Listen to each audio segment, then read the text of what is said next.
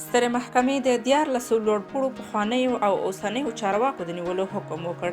سترې محکمې د مشرانو جرګې د مرستیال محمد عالم عزتیار د زوی محمد سالم عزتیار پر جنازه د برید په تړاو د 14 لوړپوړو پخوانیو او اوسنیو چارواکو د نیولو حکم صادر کړی دی. ویل کېږي په دغو کسانو کې د جنرال شریف یفتلي، جنرال مراد علي مراد، جنرال ګلنبي احمدزي، جنرال حسن شاه فروغ او جنرال صادق مرادي نومونه هم شامل دي. سالم عزتیار د 1496 کال د جوزا میاشتې په 12مه د والارون په مهال هغه وخت د امنیتي ځواکونو په ډزو کې ووژل شو چې د زنبق څلور لارې له چاودنې وروسته یې د ولسمشر اشرف غني او عبدالله د لرې کېدو غوښتنه کوله او پر ارګ د ټلوالۍ له پارېدلو لاریونوالو سره ور روان و. هغه مهال د حکومت لوړپوړو چارواکو د یادې قضیې د پلټنو غوښتنه وکړه چې ولسمشر اشرف غني هم د دې لپاره یو هیات وټاکه.